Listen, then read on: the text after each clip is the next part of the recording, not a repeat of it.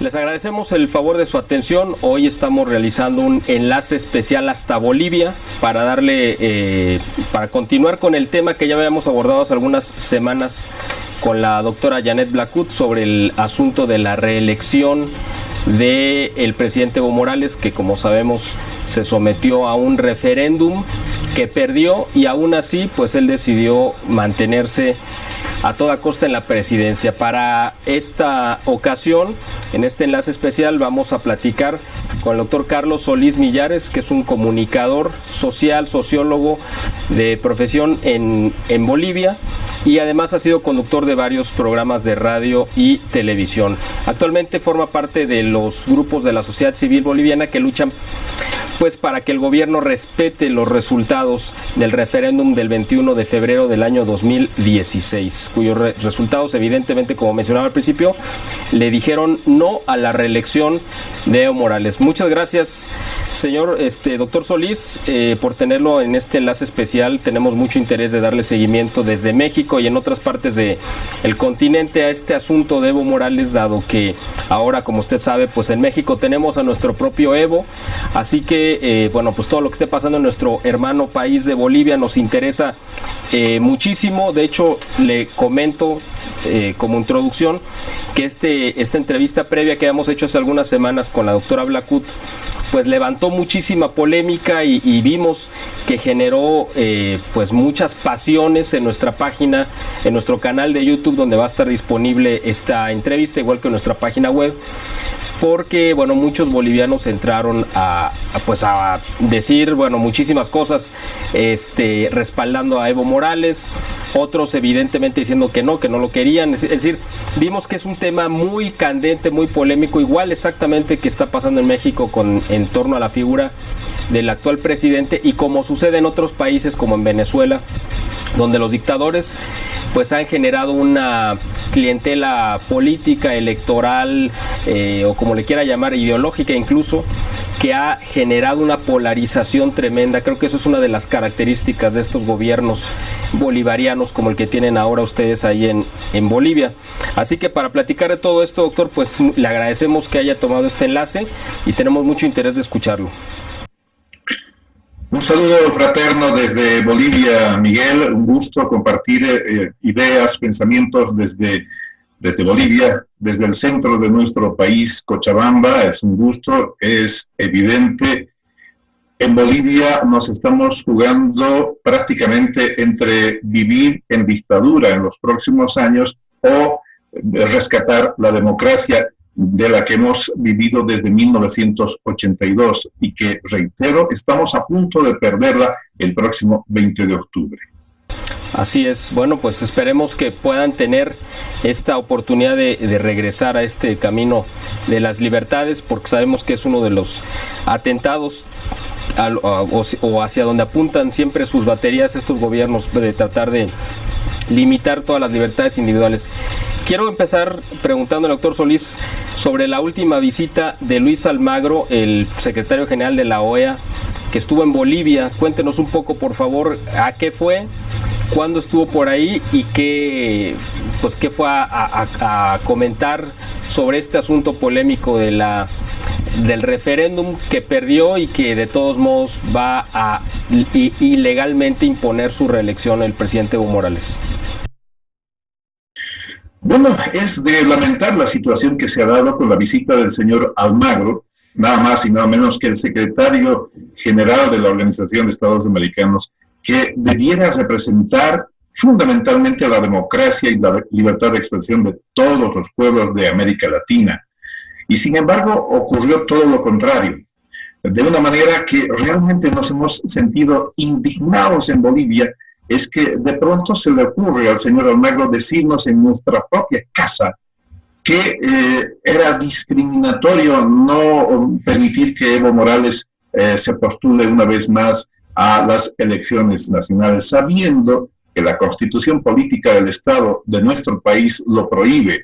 Asimismo, peor todavía, el voto ciudadano, el voto del pueblo boliviano decidió el 21 de febrero del 2016 a convocatoria de este mismo gobierno, que nos preguntó a todos los bolivianos: ¿están de acuerdo en que se modifique uno de los artículos de la Constitución Política del Estado para que yo me repostule otra vez, por cuarta vez consecutiva, cuando la Constitución solo permite un ejercicio de poder de 5 años más una posibilidad de reelección, no más. Sin embargo, el señor Evo Morales y todo su gobierno están intentando la cuarta repostulación. Y entonces, en el referéndum del 21 de febrero del 2016, los bolivianos le dijimos no. No estamos de acuerdo con esa repostulación, queremos renovación, cambio en el régimen gubernamental. Dicho esto, el gobierno se empecinó en no acatar ni la Constitución Política del Estado, ni la voz del pueblo que en el referéndum le dijo no. Y apeló, claro, como este gobierno, al igual que las recetas que se siguen desde Cuba, Venezuela, Nicaragua, Ecuador y todos los países del socialismo del siglo XXI, que lamentablemente triunfaron décadas pasadas, decidieron copar las principales instituciones del Estado, como son el poder legislativo, el poder judicial, el poder electoral, y se valieron de esos poderes para forzar una sentencia del Tribunal de Justicia que decía que el señor Evo Morales tenía el derecho jurídico de participar muy por encima de la Constitución Política del Estado. Y entonces, en esas circunstancias, aparece el señor Almagro, extrañamente, un día antes de que se proclame a don Evo Morales y a García Linera, presidente y vicepresidente actual de nuestro país, como los candidatos a una cuarta reelección. Eso es lo que motivó que la población se indignara, Miguel, y que con más fuerza que nunca se pronunciara por diversos medios de comunicación, redes sociales, en las calles, diciendo que no puede postularse una vez más Evo Morales y García Linera, porque así lo decidieron el pueblo y la Constitución Política del Estado.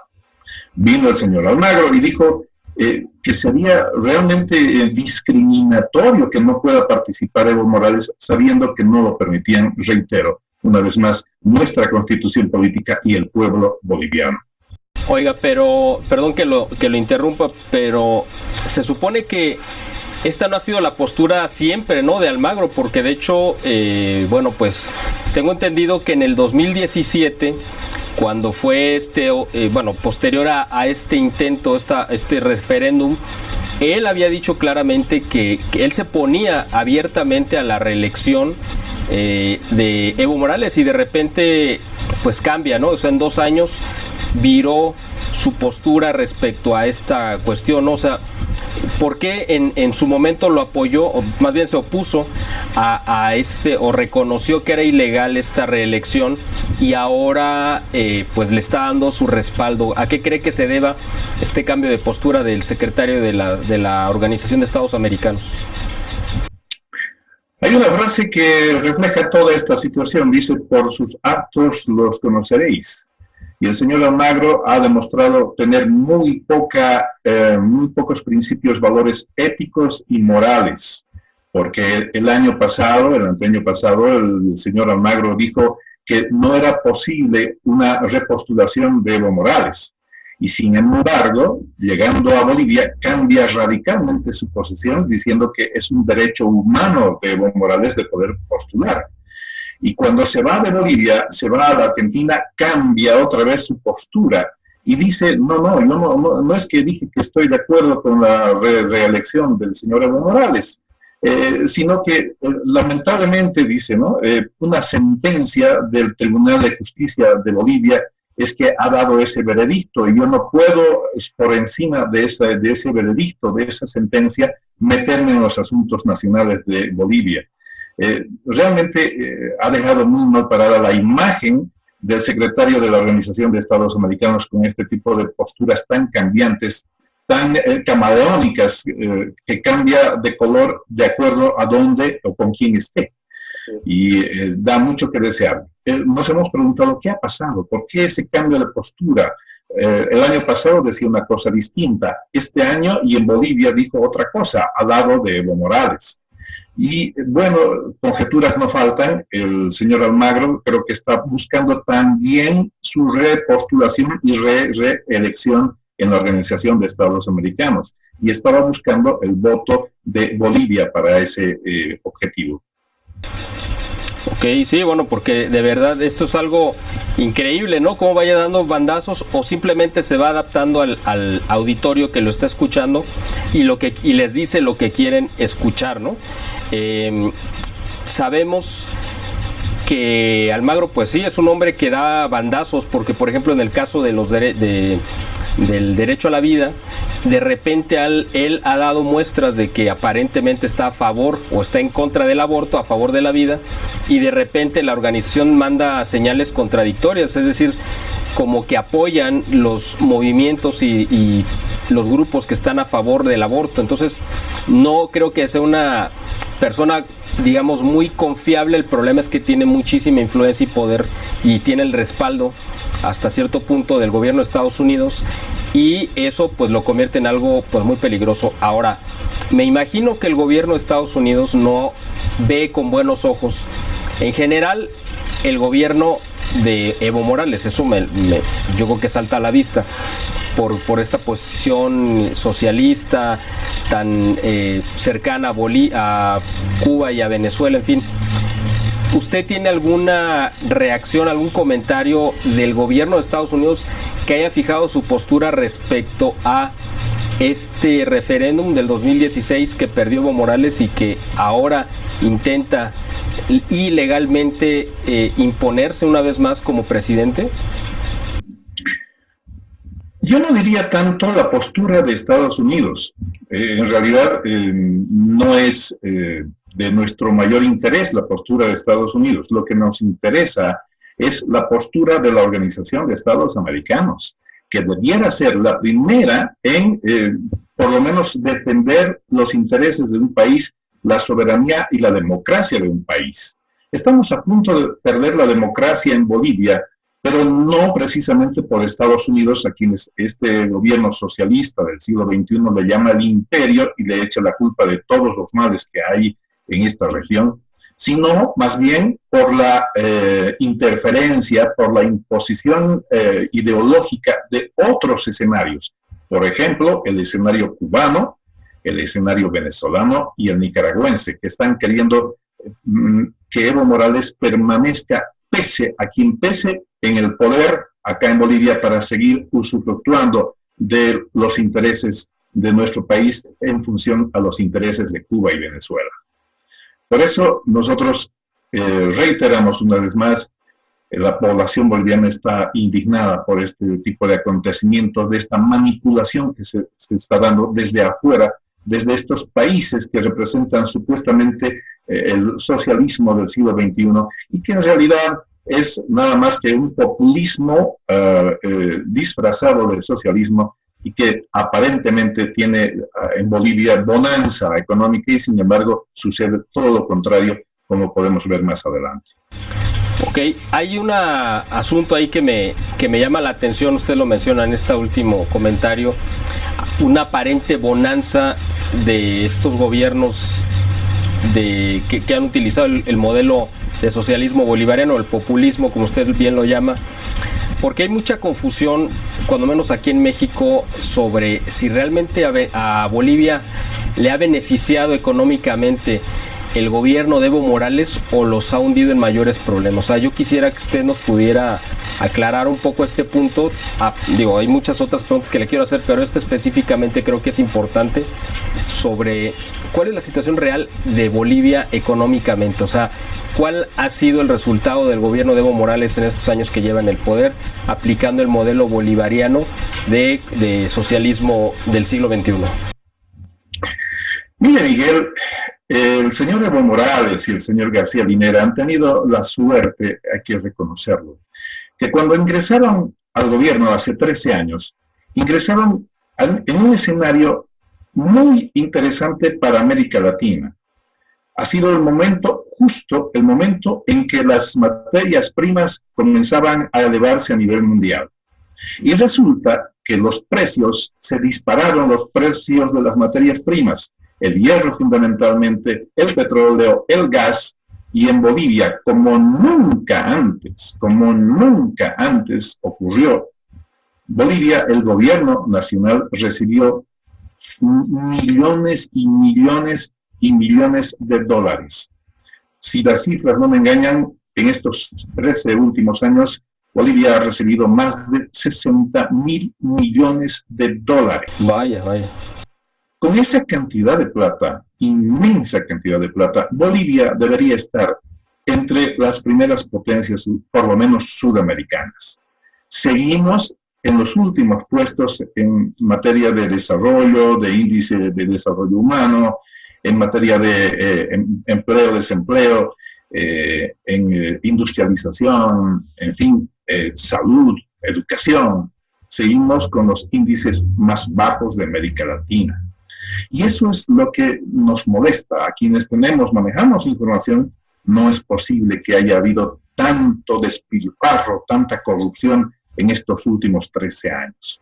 Pudiendo ser un país importante en el contexto internacional, seguimos en las mismas condiciones. Es cierto, hay índices interesantes, pero siempre manejándonos dentro del mismo ámbito. Es decir, no hemos subido un puesto, o 2 puestos, o 3 puestos. De repente, llegando a la mitad entre los países sudamericanos en materia de desarrollo humano, industrialización, reitero, políticas de salud y educación, quizá nos hubiéramos sentido algo satisfechos.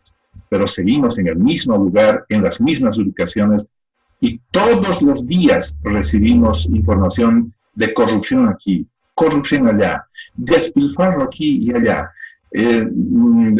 obras que se hacen que no sirven para nada, elefantes blancos llamamos acá, y acá no también tienen ningún, carreteras con sobreprecios.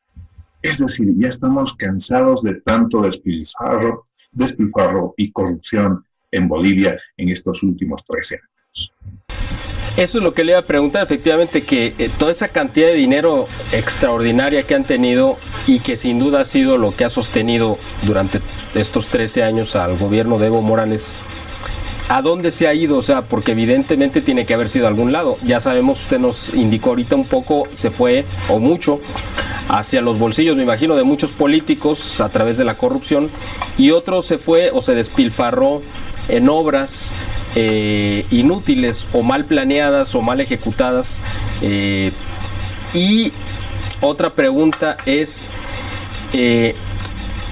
parte de ese dinero, me imagino, le pregunto porque eso es lo que está pasando aquí en México, ¿se ha utilizado también para comprar un clientelismo político o electoral a través de programas sociales, de subsidios, etcétera, o sea, a ciertos grupos de la población, o allá no ha pasado eso?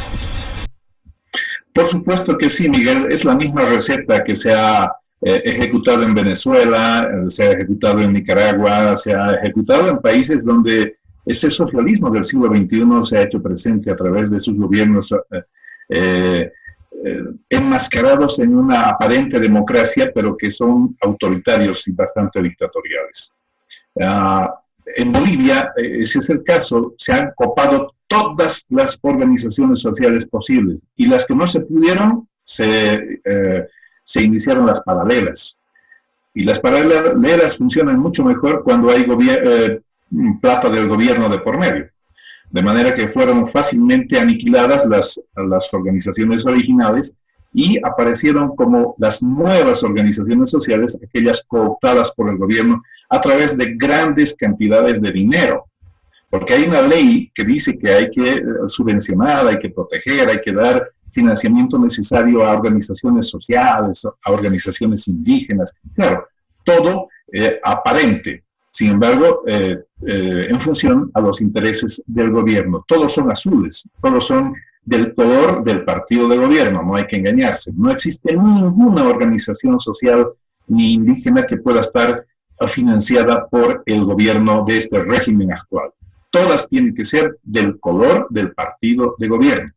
Y es así como tenemos un escenario en el que todas las organizaciones sindicales, sociales, vecinales están cooptadas por el régimen. Y entonces ahí se da cuenta por dónde va la plata, ¿no? Los dirigentes de sus organizaciones sociales aparecen con vehículos, con edificios sindicales, con grandes prebendas, millonarios gastos que se hacen para beneficiar a cierta dirigencia masista.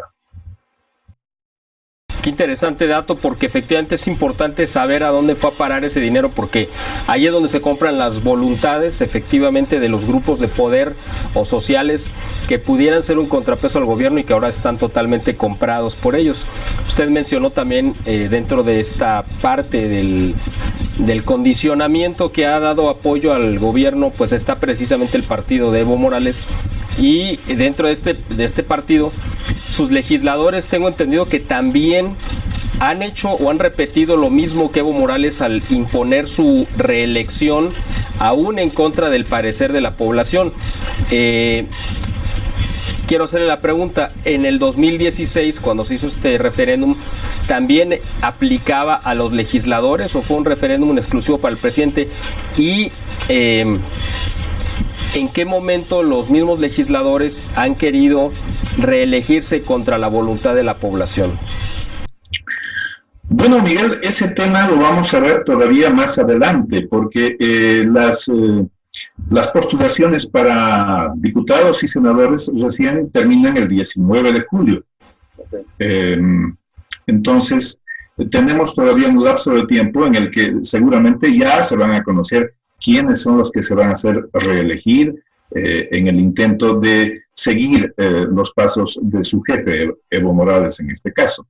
De todas maneras, el gobierno ha sido muy hábil para mantener a esa estructura corrupta, arcaica, y que durante estos 13 años ha hecho lo que ha querido en Bolivia, y le ha quitado la posibilidad al pueblo boliviano de permitir la emergencia de nuevos líderes jóvenes, mujeres, ciudadanos comunes que de repente quieren formar parte de una nueva camada de políticos en Bolivia. ¿Por qué? Porque a través de la convocatoria de elecciones y una ley adicional que se llamó la ley LOP, resulta que no han dado tiempo a la sociedad civil para organizarse. Habían las plataformas, yo vengo de las plataformas ciudadanas que después de la desobediencia de este gobierno al pueblo, en el referéndum del 29, salieron ciudadanos que no tienen militancia política alguna, no tienen militancia partidaria alguna, pero salieron a defender su voto. Y entonces, en ese escenario, estaban emergiendo nuevos líderes que pudieran reemplazar a esta arcaica, vieja, corrupta clase política que gobierna 13 años, y los anteriores también. Sin embargo, sacaron una ley, una ley política en la que no permiten la aparición, la emergencia de nuevos líderes, sino que nos han dado plazos demasiado cortos, y solamente los viejos partidos políticos y ellos, en actual función de gobierno, podían postularse. El resto no tenía opción, porque les daban 30 días. En 30 días nadie puede organizarse adecuadamente, ¿no? Claro. Entonces, aprovecharon el momento y ahora resulta que tienen el escenario que querían. El escenario en el que ellos están ahí presentes, los dos candidatos ilegales, que son Evo Morales y García Linera, y arrastraron a los viejos partidos políticos a postular también a candidatos de la vieja camada política tradicional de Bolivia. Eso es lo que sucedió hábilmente. Ahora este gobierno tiene el escenario que quería y la gente descontenta, la gente que podía lograr un cambio decidido en Bolivia, pues está en las calles, está latente, está protestando, está en contra del autoritarismo de este régimen. ¿Usted cree que la suerte que está corriendo Nicolás Maduro en Venezuela sea la misma que vaya a correr Evo Morales, donde pierde totalmente el apoyo y bueno, se gane el rechazo generalizado de la población y eso propicie también, esto es un tema polémico, lo que le voy a plantear, porque sabemos que en nuestra historia como países hispanoamericanos durante 200 años hemos padecido, y yo creo que como nadie, México ha sido el que más, las intervenciones norteamericanas. En este caso, en el caso de Venezuela, se ve la intervención norteamericana pues como una ayuda, como una salida a esta situación espantosa y terrible en la que están, como lo vería Cuba, quizás, y bueno, ya es Cuba, es un caso un poco diferente, pero cree que en el caso de Bolivia se vaya a recurrir, a solicitar, a esperar el apoyo de Estados Unidos para forzar a Evo Morales a dejar el poder y regresar el orden constitucional y democrático al país? No lo creo, Miguel. Son escenarios absolutamente distintos. Bolivia es una sociedad muy diferente, es una sociedad heterogénea, muy, muy distinta en su historia en cuanto a los afanes dictatoriales. A los dictadores no les fue nunca bien acá en Bolivia, siempre la sociedad boliviana es rebelde. Y yo le digo una cosa, Miguel, y esto es muy importante. Las últimas semanas, con mucha más fuerza que nunca, se ha estado detectando que el fraude está más vigente que nunca en las próximas elecciones en Bolivia. El régimen del MAS en este momento sabe que no puede ganar las elecciones. Y la única manera de hacerlo es haciendo fraude electoral. Y yo le digo una cosa. La población boliviana de momento ha dejado las calles, no está con tanta intensidad como el año pasado y el anteaño pasado.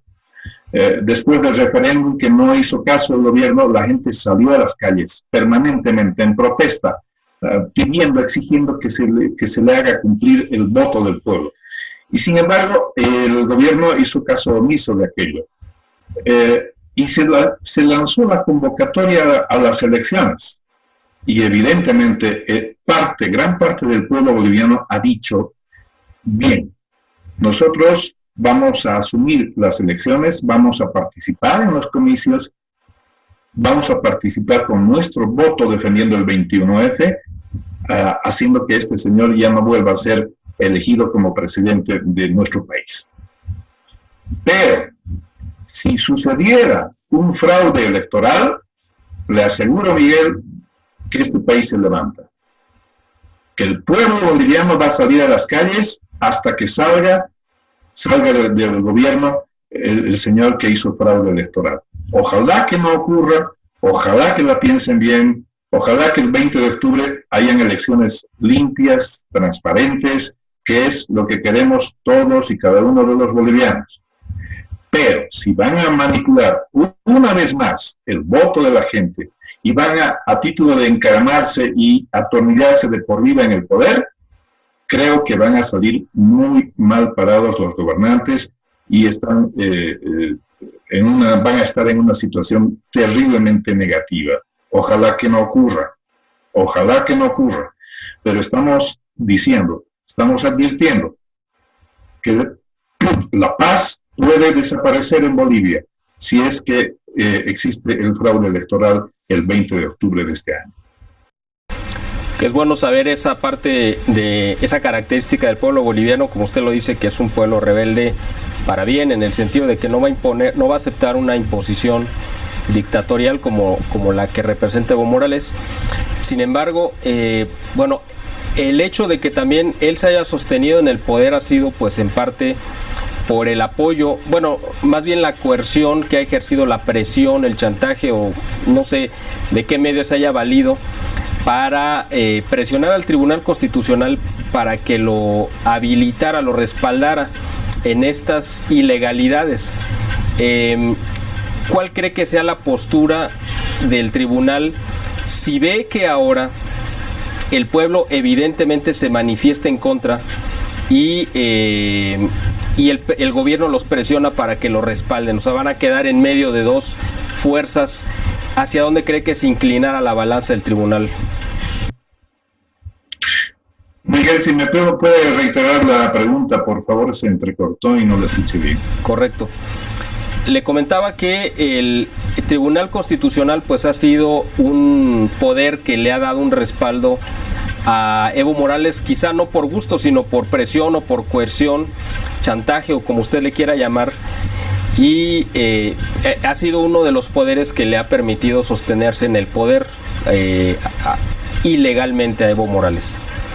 La pregunta es, en estas próximas elecciones, ante el evidente fraude que se avecina, como usted ya lo identificó muy correctamente, y ante el rechazo por la otra parte de la población y el sentir de la mayoría del pueblo boliviano, ¿cuál cree que sea la postura que adopte el tribunal respecto a quedar en medio de esta, o sea, el Tribunal Constitucional quedar en medio de estas dos fuerzas? Por un lado el poder, o sea, el poder que ejerce Evo Morales, y por el otro lado el pueblo, la población que estaría rechazando estos resultados. ¿Hacia dónde cree que se incline el Tribunal Constitucional? Bueno, el Tribunal Constitucional en este caso no tendría razón de ser en cuanto a las elecciones. El que tiene mucho que ver va a ser el control, el poder electoral, que es el que ya nos ha dado muestras de total, es decir, sumisión al régimen de Evo Morales. Total sumisión. Todo lo que está dictando en este momento en reglamentación, el órgano electoral, le está dando todas las ventajas posibles a Evo Morales. Para empezar, le ha dicho que no es necesario que renuncie, como dice la Constitución Política, 3 meses antes de las elecciones. El que se repostula tendría que renunciar al gobierno. Sin embargo, le ha dicho, no puede usted nomás seguir como presidente del país usufructuando los dineros del Estado, los dineros del pueblo boliviano para su campaña. Todos los días en Bolivia tenemos a través del canal estatal transmisiones de Evo Morales entregando canchitas, entregando una obra aquí, otra obra allá, en todos los puntos del país, en una flagrante campaña electoral abierta. Y eso con dineros del pueblo. Se gastan grandes cantidades para hacer ese tipo de transmisiones, proselitismo, traer gente, el helicóptero, en fin, una serie de logística que cuesta evidentemente una millonaria cantidad de plata para el Estado boliviano, no para el bolsillo de Evo Morales. Si fuera de su bolsillo nadie dice nada, claro. Pero son transmisiones todos los días haciendo campaña. ¿Y qué ha dicho ante la protesta de la oposición? El órgano electoral, no, está bien, no hay problema, es que está entregando obras y tiene el derecho de entregar obras, ¿no?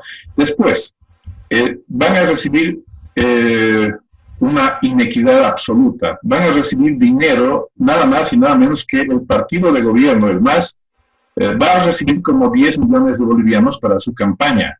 Y el resto de los partidos van a recibir entre 3, 2 millones, 1,5, etc. ¿A título de qué? Bueno, ahí está. Es decir, el órgano electoral, reitero, sumiso absoluto del gobierno del régimen actual. Entonces, ¿qué podemos esperar frente a ese escenario? Nada. El pueblo se va a manifestar en un momento determinado. Hay un proceso de acumulación de un malestar que la gente ve a través de los pocos medios de comunicación que pueden dar con transparencia la verdad, porque hay una gran parte también de medios de comunicación como la misma receta que en Venezuela, que en Ecuador, Nicaragua, etcétera, ¿no? Están amedrentados en una parte y en otra parte están sustentados, subvencionados, financiados por la propaganda del gobierno. Entonces, si un medio de comunicación se porta mal, le quitan lo que significa millones de bolivianos en términos de propaganda política, propaganda gubernamental, ¿no? En ese escenario, reitero, estamos indefensos. La población boliviana solamente se vale, se nutre de ciertos muy pocos medios de comunicación que valientemente pueden decir la verdad, pero principalmente de las redes sociales que se han convertido en la voz del pueblo. el único medio por el cual pueden expresarse libremente y conocer información también.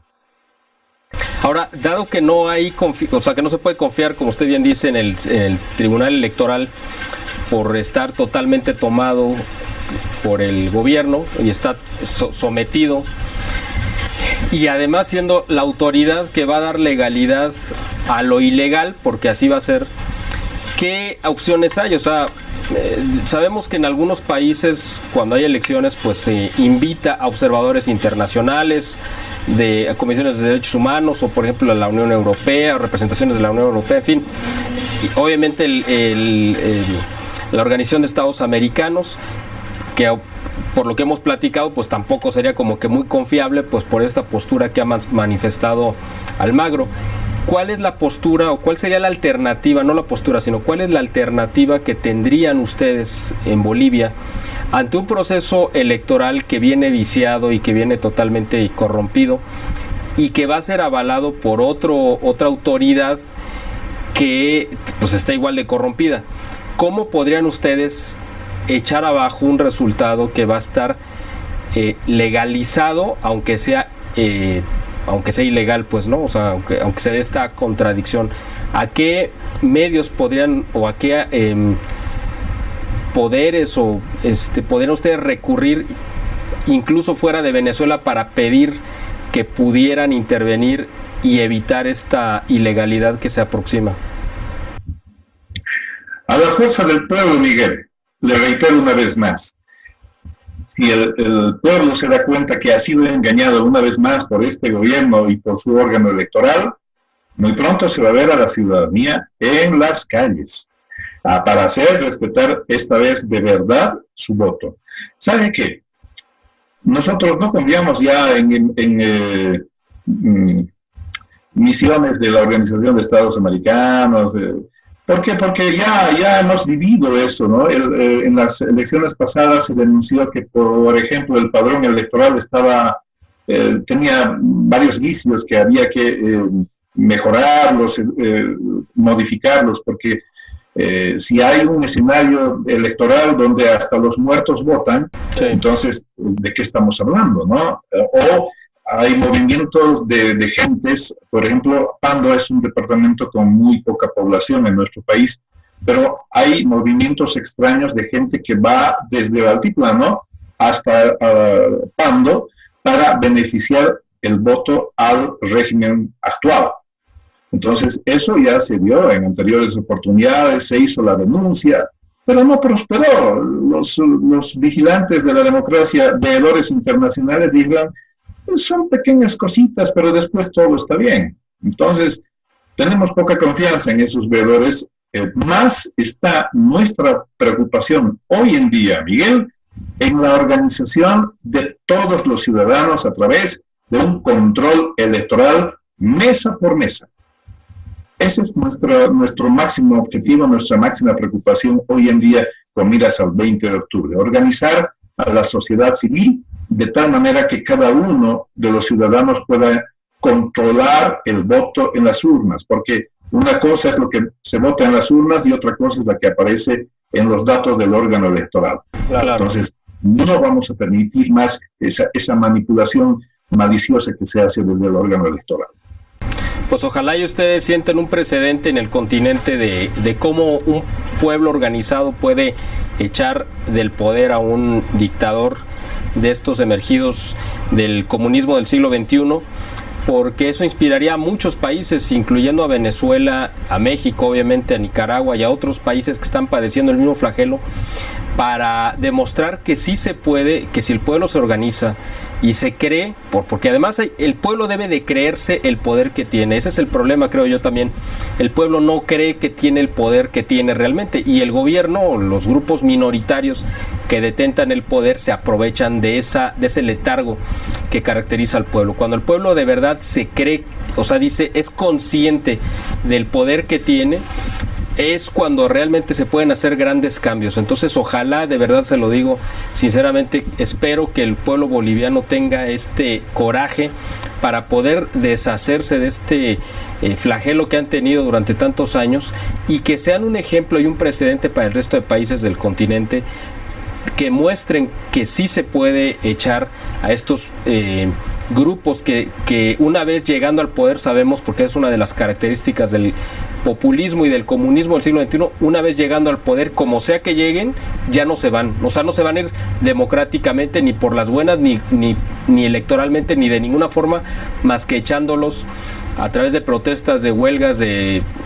cualquier medio de manifestación pacífica, social, organizada, a las cuales tenemos el legítimo derecho de recurrir en el dado caso, como está sucediendo ahora con ustedes y seguramente nos va a pasar a nosotros en México, que el gobierno empieza a violentar y a violar todos los derechos individuales, los derechos humanos, las libertades, e intenta imponer únicamente su voluntad. Yo espero que de verdad Bolivia sea este ejemplo y que sea este despertar continental para que todos veamos que sí se puede echar a esta gente del poder. Miguel, nosotros también tenemos la esperanza de que la población unida se pueda organizar adecuadamente. Estamos coadyuvando en aquello para que siempre haya un ciudadano en cada mesa electoral que esté controlando el voto del ciudadano. Y se nos hace cuesta arriba en los lugares donde el masismo, el partido de gobierno, tiene gran influencia, que son dos escenarios, ¿no? Uno, en los ámbitos más extendidos rurales, especialmente en las áreas cocaleras, donde ya han amenazado incluso que no van a permitir que ningún candidato de oposición ingrese, ¿no? Y solamente tiene que ingresar Evo Morales ahí a hacer campaña. Eso en contra de cualquier ley, la constitución política, la ley electoral, etcétera, no permite ese tipo de discriminaciones, pero así lo dicen abiertamente a los medios de comunicación y nadie dice nada, ni siquiera el gobierno ni el órgano electoral dice que están hablando ahí, eso está prohibido. No, les permite amenazar y decir, no vamos a permitir acá que entren los candidatos de oposición. Y entonces, esas áreas evidentemente son muy difíciles de controlar, ¿no? Son áreas rurales, en las cocaleras fundamentalmente, en las que los dirigentes del partido de gobierno controlan, obligan a los ciudadanos a emitir su voto en favor del régimen actual. Otro escenario de difícil control, pero ahora estamos queriendo trabajar en ese sentido también, es el voto del exterior. Como son los consulados y las embajadas donde se reciben los votos, y en esos escenarios los funcionarios son del partido de gobierno, es muy fácil también manipular el voto en esos escenarios. Sin embargo, estamos también intentando organizarnos en el exterior para que ese voto del ciudadano del exterior, los bolivianos que se encuentran en los países distintos, también sea respetado en estas elecciones del 20 de octubre. Doctor, una última pregunta con la que quiero terminar esta entrevista, que ha sido muy interesante. ¿Qué tan dividida? Porque bueno, este es el tema final que usted tocó sobre ciertas partes de la población de Bolivia que están totalmente con Evo Morales. La pregunta es, ¿qué tan dividida está la sociedad boliviana respecto a la figura de Evo Morales? ¿Y cuánto en porcentaje, aunque sea aproximado, de la población realmente lo apoya, o sea, a Evo Morales? Es decir, yo no creo que sea la mitad de la población, pero quiero saber qué tan polarizada está en el ambiente social porque le pregunto, porque con este tema, con ese asunto abrí esta entrevista y con ese quiero cerrar, sobre la reacción que causó la entrevista que le hicimos a la doctora Blacut hace algunas semanas, y vimos la reacción violenta de muchos bolivianos muy ofendidos de que estuviéramos criticando a Evo Morales, y por el otro lado mucha gente igual diciendo que qué bueno que se estaba diciendo esto, que afortunadamente había medios que lo estaban ventilando, que ellos estaban totalmente indignados. O sea, vimos tanta polarización que me quedé yo con esa inquietud y esa duda de saber qué tanto realmente está dividida la sociedad boliviana y con cuánto apoyo real de la población cuenta Evo Morales. Mire, Miguel, hay una nueva mayoría en Bolivia desde el 2016. Y eso lo hemos constatado en el referéndum del 21F del 2016. hay una nueva mayoría que está en contra de Evo Morales. Es decir, no quiere que continúe en el gobierno, que este régimen termine donde tenía que terminar y que haya renovación, cambio en el gobierno. Esa mayoría es cerca al 53%. Toda la gente que votó por el no. Y en realidad nosotros asumimos que no solo el 53%, porque hubo fraude también en ese momento, pero ese fraude no les alcanzó, porque era tan abrumadora la cantidad de gente que le ha dicho no a Evo Morales, que no pudieron controlar todos los votos posibles. Entonces llegó supuestamente, entre comillas, al 53% de la población boliviana que le dijo no a Evo Morales. Esa es la nueva mayoría. Evo Morales, según las últimas encuestas, las que se han estado divulgando en los medios de comunicación impresos en nuestro país, Evo Morales está entre el 30 y el 35%. Y hay una polarización con otros candidatos. Lamentablemente la oposición, receta venezolana, anda fragmentada.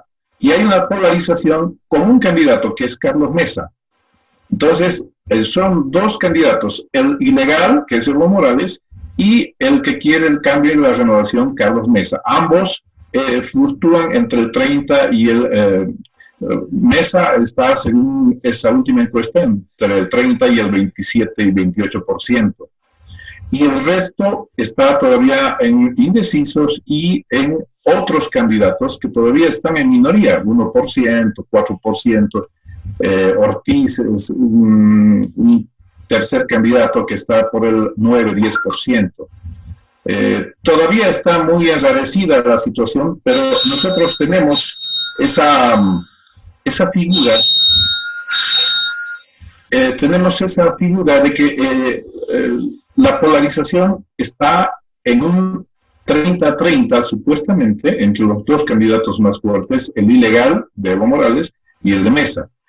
Sin embargo, en una segunda vuelta, si es que se logra la segunda vuelta, si es que hay transparencia, no hay fraude, en una segunda vuelta el pueblo boliviano, la nueva mayoría boliviana, va a dar la victoria con toda seguridad al candidato de oposición. Con toda seguridad. Repitiendo más o menos los estándares del referéndum del 21 de febrero del 2016, cuando le dijimos no a Evo Morales.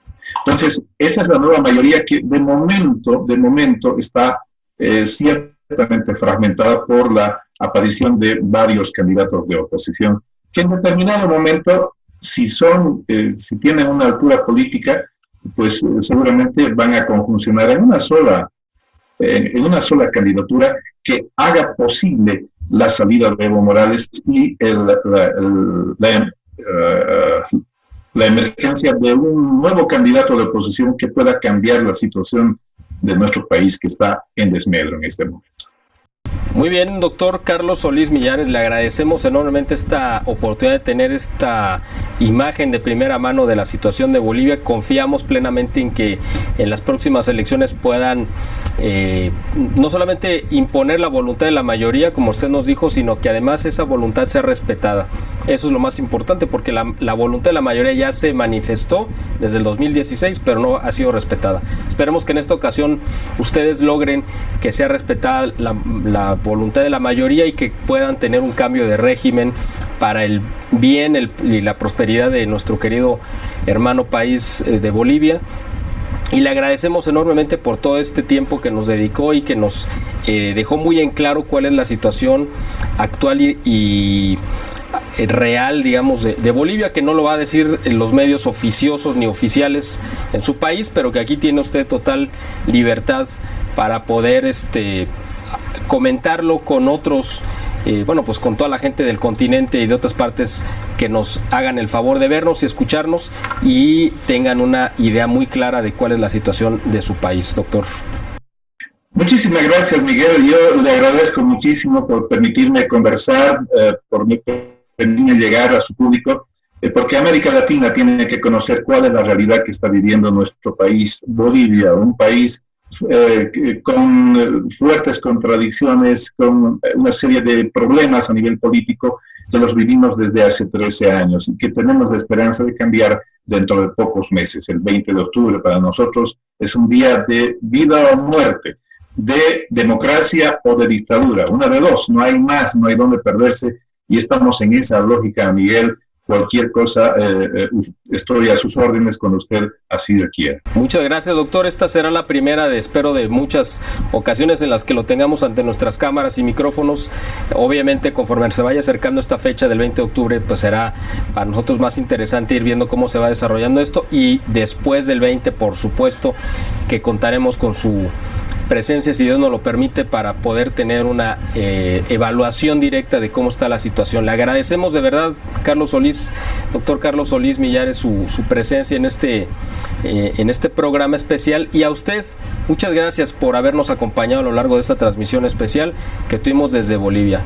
Les agradecemos, como siempre, que nos recomienden y que, bueno, pues compartan con sus contactos en redes sociales este tipo de información que sabe que no se va a ver en los medios oficiales. Y pues le invitamos para que esté pendiente de las siguientes producciones que estamos subiendo constantemente a nuestro canal. Les agradecemos su atención y los esperamos en la próxima entrega.